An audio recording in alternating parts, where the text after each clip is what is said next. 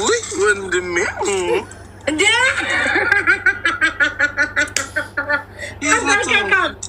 በቃ ኪተመብራዩ ይሄ አመልክ መቼም አንተ ሀብታም አትሆንም። ለቃቃሚ አንዴ ሀብታም ከሜዳ ላይ ከምንም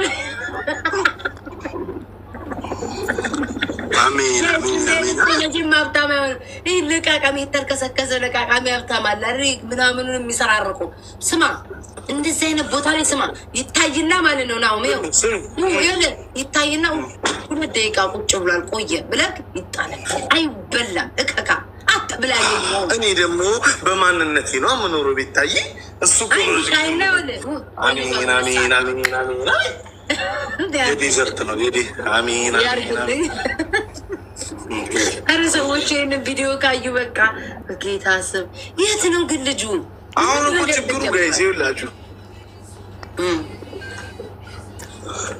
ጊፍት ጋለሪ መምላት እንዳያቆሙ ደግሞ ችግር አለባቸው እኮ። እንደዛ እኮ ነው። እኔ አሁን ብታይ እንደሚያርጉ ድሃ ነኝ፣ ምንም የለኝም።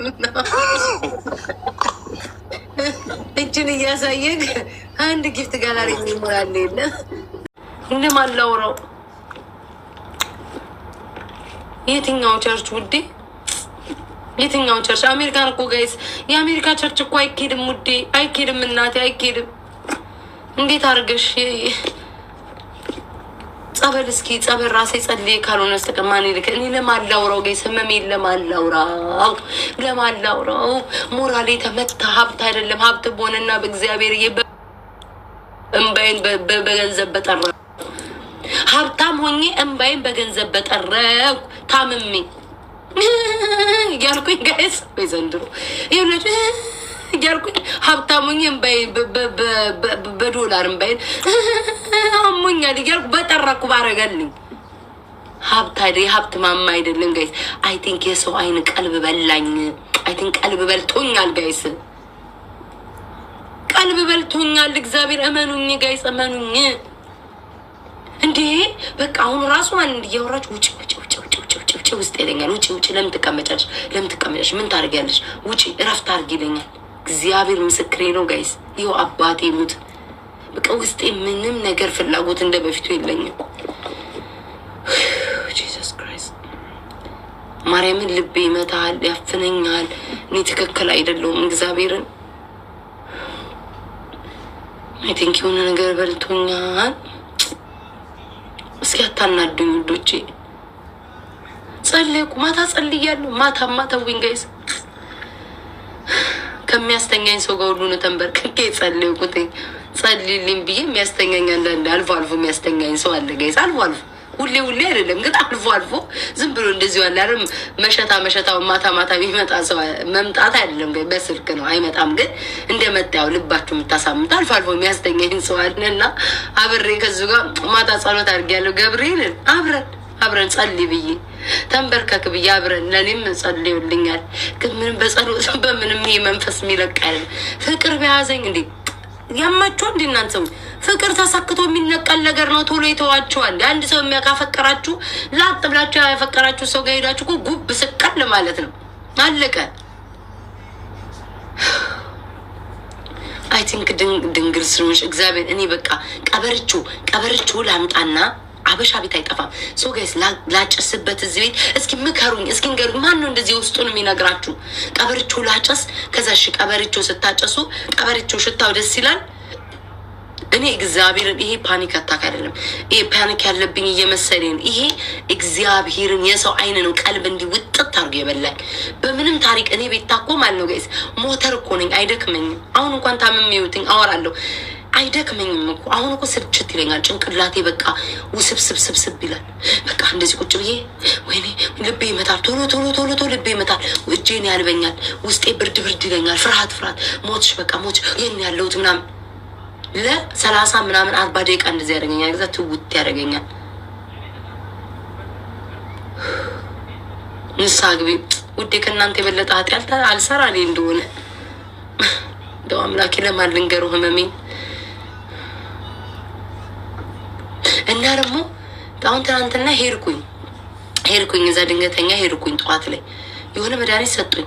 ያ መድኃኒት እንቅልፍሽን ያመጣዋል እና እንደ ዲዚ እንዴ ነው ያዞራቸዋል ምናምን እና እንቅልፍ ያመጣል፣ ድብርት ይለቃል፣ ያስተኛቸዋል።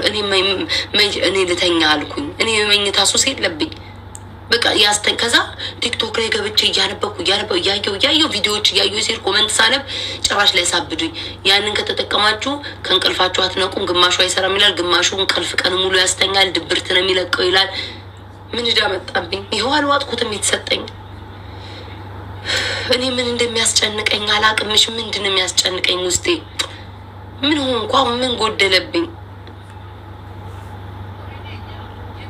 አይ ቲንክ ባል ያስፈልገኛል መሰለኝ። አይ ቲንክ ጎረምሳ ቤት መግባት አለበት። እንዲሁ ሳስበው ጋይስ ሳስበው አይ ቲንክ ጎረምሳ መግባት አለበት ውዶቼ። አሁንማ ታሽጓል ብለን እኮ ልንለጥፍ ምንም አልቀረንም። እኔማ ትንሽ ከጊዜ በኋላ ታሽጓል ብዬ እንዳለጠፍሩ እንዴ ቆየን እኮ ጋይስ። ማርያምን ቆየው እኮ ጸናብኝ መሰለኝ። እንደ ሳይንሱ እንደሚለው ጥናቱ ሳይንሱ እንደሚለው ሳነብ ትናንትና አድርጉ ይላል ሳይንሱ። ቴንክንና ሳይንሱ አድርጉ ይላል። እና አሁንዬ ስለ ህመሜ እየነገርኳቸው ነው አሁን የገባሁት። እስኪ ገባና ጌም እንጫወት። ሳይንሱ እንደሚለው ጥናትና ምርምሩ አርጉ ይላል ጋይስ። አይ ቲንክ ስላላረኩ መሰለኝ ስንት ወራቴ ገብርኤልን ክፍት ማለት። ሰላም እንዴት ነው? ሰላም ባለሀብቱ። አይ የባለሀብቱ ወንድም በይኝ ማለት እኔ ግራ የገባኝ እዛ ደረጃ አልደረስኩም። የሰው ልጅ መጨረሻው ግቢ ጠባቂ ዘበኛ ሆኖ ይቅር። ከካም ድሮም አንቺ አንዳንድ ሰው አጋጥሟቸው ያውቃል። አላልፍለት ሲል ቤት ዘበኛ ሆኖ የሚቀመጡ ሰዎች አሉ። ከዛ በኋላ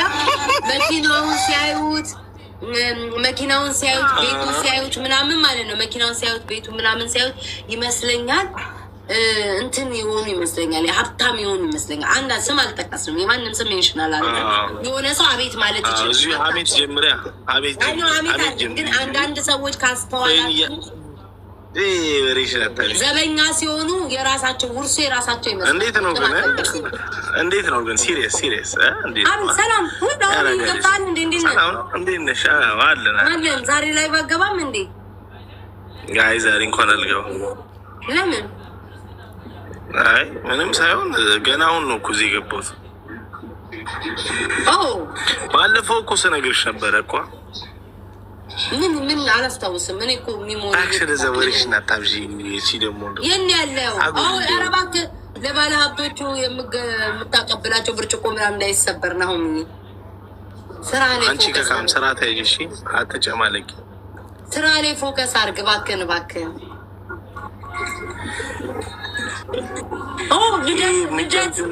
ዲኮር ምናምን እያደረገ ልደት ጋይስ፣ የሰው ልደት ተጠርቶ ሄዶ ነው እያሟሟቀ መጨረሻ ከዳሚ ሆነ።